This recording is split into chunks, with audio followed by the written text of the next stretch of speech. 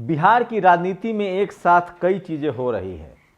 क्या है इसका मतलब? आरिफ मोहम्मद खान जो गवर्नर अब बिहार के होंगे वो नीतीश कुमार के साथ उनके गांव जा रहे हैं।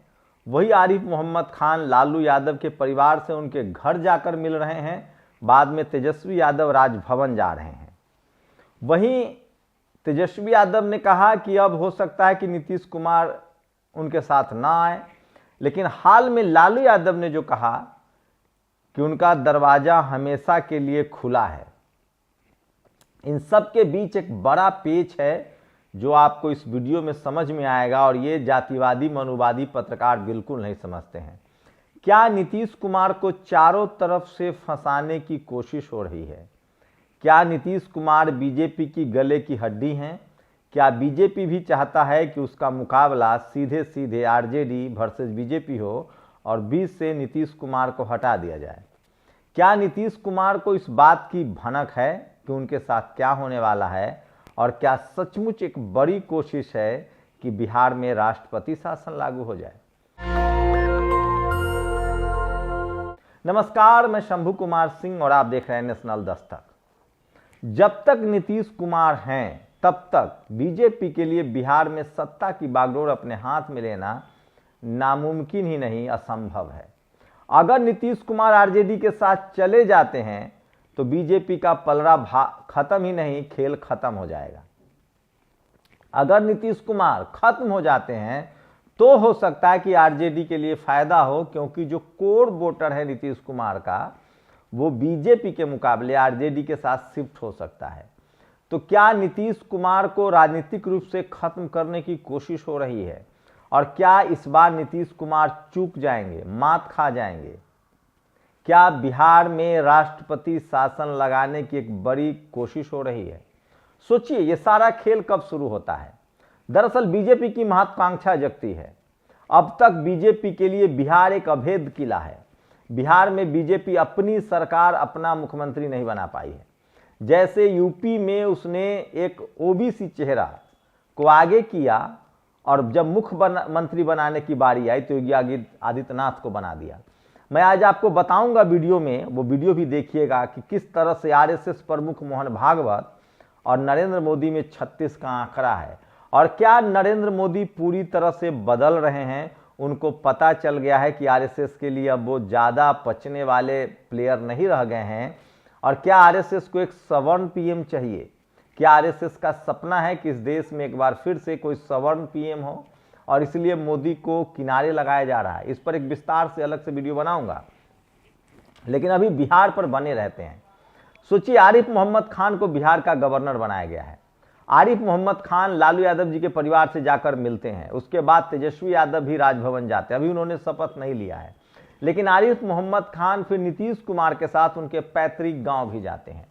इसी बीच जब नीतीश कुमार दिल्ली आते हैं तो वो अपने सारे सवर्ण नेताओं को दरकिनार कर देते हैं। ललन सिंह हो, संजय झा हो, लवली आनंद हो, देवेश चंद्र ठाकुर जैसे उनके जो एमपी हैं उनको भी वहां नहीं ले जाते हैं। वो प्रधानमंत्री मनमोहन सिंह के घर उनके परिवार को सांत्वना देने अकेले जाते हैं, और उनके साथ कोई नहीं होता है। सवाल है कि वहां कौन कौन लोग थे? सूत्र बताते हैं कि वहां प्रियंका की टीम और राहुल गांधी की टीम थी। कुछ नीतीश कुमार के बीच बातचीत हुई है। यहीं से बीजेपी को लगता है कि क्या एक तीर से दो निशाना साधा जा सकता है। बीजेपी की कोशिश है कि नीतीश कुमार के जो सवर्ण सांसद हैं, और खासकर जो उनके सांसद हैं 12, उसमें से कम आधे को तोड़ लिया जाए। आधा तोड़ना जरूरी होगा पार्टी तोड़ने के लिए। कुछ ऐसे सांसद हैं जो किसी कीमत पर नीतीश कुमार का साथ नहीं छोड़ेंगे। उनका अपना बड़ा सोशल कमिटमेंट है, चाहे वो नालंदा से ही श्रवण कुमार हो, चाहे मंडल जी हो, ये तमाम लोग हैं, चाहे खीरू महतो हो जो झारखंड से हैं उनके सांसद, ये वो राज्यसभा सांसद, ये वो ऐसे लोग हैं जो नीतीश कुमार के लिए सोशली कमिटेड हैं। ये लोग सोशल जस्टिस के बड़े पैरोकार हैं, और किसी कीमत पर नीतीश कुमार को दगा देकर आरएसएस और बीजेपी के साथ तो नहीं जाएंगे। लेकिन सवाल ऐसे भी सांसद है, आखिर जो लोग 24/7 नीतीश कुमार के साथ रहते थे उन्होंने मनमोहन सिंह के यहाँ क्यों नहीं ले गए? ये एक बड़ा सवाल होता है। उसके बाद एक दूसरी कॉन्स्पिरेसी थ्योरी भी चल रही है। आरजेडी को पूरी तरह से पता है अभी तेजस्वी यादव ने एक इशारा भी किया था कि मैं अपने पैर पर कुल्हाड़ी नहीं मारूंगा। उनको पूरी तरह से पता है कि अगर नीतीश कुमार हमारे पाले में आते हैं तो 50-50% का विधानसभा में चुनाव होगा। इसका मतलब सत्ता की चाबी फिर नीतीश कुमार के हाथ में रहेगी। तो क्या नीतीश कुमार को निपटाने की तैयारी हो रही है? और इसमें एक आरिफ मोहम्मद खान एक बड़ा फैक्टर है। अगर नीतीश कुमार आज के समय में एनडीए से समर्थन वापसी की घोषणा करते हैं तो केंद्र की सरकार के सेहत पर कम असर पड़ेगा जब तक संसद का सत्र न आए। बिहार में भी उनको सरकार बनाने के लिए बुलाया जाए, ये खतरे की घंटी है। क्या नीतीश कुमार अगर ऐसा कोई इनिशिएटिव लेते हैं, कदम उठाते हैं, तो उनकी सरकार अधर में लटक जाएगी, सत्ता उनके हाथ से चली जाएगी और क्या वहां राष्ट्रपति शासन लागू हो जाएगा? मैं फिर कह रहा हूं, नीतीश कुमार मंझे हुए खिलाड़ी हैं, लेकिन आदमी कोई बड़ा से बड़ा विजेता क्यों ना हो, जब उसका अपना ही सिपहसार, अपना ही सेनापति गद्दारी करने पर आ जाए, धोखा देने पर आ जाए, तो कोई भी मात खा सकता है। और इस देश में होता रहा है। सोचिए, कांग्रेस को मध्य प्रदेश में उसके अपनों ने ही गद्दारी की थी, अपनों ने ही धोखा दिया था, ज्योतिरादित्य सिंधिया, और सरकार गिर गई। कर्नाटक में भी यही हुआ था। इतना ही नहीं, चंद्रबाबू नायडू ने भी अपने ही ससुर को धोखा दिया था। तो राजनीति में सत्ता के एक दाव पेच चलते रहते हैं। क्या नीतीश कुमार को चारों तरफ से घेरने की कोशिश है कि अगर अभी नीतीश कुमार एनडीए से हटने का ऐलान करते हैं तो बिहार में राष्ट्रपति शासन लगा दिया जाएगा? दरअसल आरजेडी को भी पता है कि अगर नीतीश कुमार के हाथ से सत्ता चली जाती है तो उसके लिए बैटलफील्ड खुले हो जाएगा और मुकाबला आरजेडी वर्सेस बीजेपी में होगा।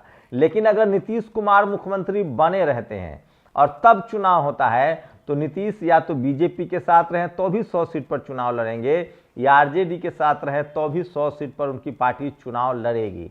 मतलब नीतीश कुमार बिहार की राजनीति में तभी सस्टेन करते हैं जब या तो वो मुख्यमंत्री हो या फिर वो केंद्र में आ जाए। तो मामला नाप तोल के चल रहा है, लेकिन हमेशा से जातिवाद मनुवाद की एक नीति रही है, आपस में लड़ाओ। सोचिए, वाजपेयी का वो भाषण याद कीजिए, इसमें वो कहते थे कि मान्यवर कांशीराम साहब और मुलायम सिंह यादव उनके लिए दो कांटे हैं और उनको दोनों तरफ हमने निकाल के फेंक दिया है। बराबर देखा गया है कि एससी एसटी ओबीसी लीडरशिप वाली पार्टियों को आपस में लड़ाया जाता है और एक को फायदा दिखाया जाता है ताकि दूसरे का नुकसान हो जाए और बाद में दोनों को निपटा दिया जाता है। तो सवाल है कि अगर आरजेडी और नीतीश कुमार, लालू यादव इस बात को समझते हैं क्योंकि वो मैच्योर हैं, उन्होंने राजनीतिक संघर्ष को देखा है, जातिवाद मनुवाद से उनकी लंबी लड़ाई, इसलिए लालू यादव जी ने कहा है कि नीतीश कुमार के लिए हमारे दरवाजे हमेशा खुले हैं, वो जब चाहे उनका स्वागत है। इसका मतलब है कि लालू यादव इस राजनीति को समझते हैं। बिहार की राजनीति को जानने वाले सब जानते हैं कि लालू प्रसाद यादव, नीतीश कुमार और रामविलास पासवान में एक अंडरस्टैंडिंग थी और तीनों एक फोन की दूरी पर होते थे। सोशल जस्टिस की लड़ाई है, बिहार की लड़ाई से ही देश के रास्ते बनते रहे हैं। बिहार यूपी से मिलाकर 80 और 40 लोकसभा की सीटें हैं। इसका मतलब है कि बिहार और यूपी से ही देश केंद्र की सत्ता आती है। ये बात नरेंद्र मोदी को भी पता है और आरएसएस को भी पता है। मैं फिर कह रहा हूं, आरिफ मोहम्मद खान, क्या आरिफ मोहम्मद खान के कंधे पर बंदूक रख के चलाया जाएगा क्योंकि वो मुस्लिम कम्युनिटी से आते हैं? अगर वो राष्ट्रपति शासन लगाने की अनुशंसा करते हैं तो चाहकर भी आरजेडी आलोचना नहीं कर पाएगी क्योंकि वो मुस्लिम समाज से आते हैं। और जिस तरह से आरिफ मोहम्मद खान जाके मिल रहे हैं लालू प्रसाद के परिवार से, उन नेताओं से, अगर उनके अनुशंसा पर राष्ट्रपति लगता है तो सीधे सीधे आरजेडी आरोप नहीं लगा पाएंगे। नीतीश कुमार भी खुलकर कुछ नहीं बोल पाएंगे कि तो क्या नीतीश कुमार को बड़े जाल में फंसाने की कोशिश है। लेकिन फिर राजनीति के जानकार कहते हैं कि नीतीश कुमार इतने भी राजनीति के नए प्लेयर नहीं हैं, कच्चे खिलाड़ी नहीं हैं, पके हुए खिलाड़ी हैं, मंझे हुए खिलाड़ी हैं और उनको 19-20 सबकी समझ है। वहीं लगातार कांग्रेस से संपर्क की बात भी कही जा रही है क्योंकि लोकसभा में 100 सीटें उसकी है। मैं फिर कह रहा हूं, बिहार की राजनीति पर नजर बनाए रखिए। नीतीश कुमार फिलहाल चुनावी मोड में आ चुके हैं और उनको पता है कि उनके लिए राजनीति तभी तक है जब तक वो सत्ता में है। तो क्या बीजेपी और आरजेडी दोनों चाह रही है कि नीतीश कुमार के बदले राष्ट्रपति शासन लागू हो जाए?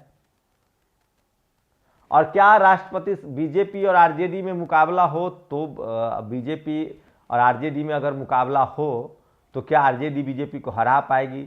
ये भी जानकार बताते हैं कि जब तक बीच में नीतीश कुमार हैं, आरजेडी और बीजेपी की अपनी सरकार बननी संभव नहीं है, क्योंकि नीतीश कुमार के पास एक बड़ा जनाधार है और विधानसभा में नीतीश कुमार वापसी के मूड में तो हैं।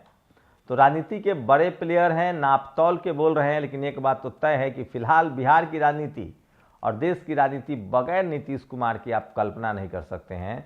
देखते हैं कुछ दिनों में साफ हो जाएगा कि नीतीश कुमार क्या करने वाले हैं। वैसे उनकी पार्टी के सवर्ण सांसद और केंद्रीय मंत्री ललन सिंह ने कहा है कि वो एनडीए के साथ हैं, जिनको जो कहना है कहते रहें, लेकिन नीतीश कुमार की चुप्पी लगातार जारी है। जिस तरह से बीजेपी ने उन पर दबाव बनाया था कि मुख्यमंत्री संसदीय बोर्ड तय करेगा, उसके बाद से ही नीतीश कुमार ने प्लान बी पर काम शुरू कर दिया है। देखते हैं आगे क्या होता है, लेकिन एक बात तय है कि नीतीश कुमार को पता है कि अगर राष्ट्रपति शासन लगाकर चुनाव हुआ तो ना आरजेडी के हाथ में कुछ आएगा, ना नीतीश कुमार के कुछ हाथ में आएगा। देखिए आगे क्या होता है। शुक्रिया। नेशनल दस्तक की आपसे गुजारिश है कि अगर इसको बचाना चाहते हैं तो नेशनल दस्तक को सब्सक्राइब करने के लिए रेड कलर के सब्सक्राइब बटन को दबाएं, फिर बेल आइकन की घंटी दबाएं। नेशनल दस्तक को बचाने के लिए बहुत जरूरी है कि हर खबर को शेयर करें, लाइक करें, कमेंट जरूर करें।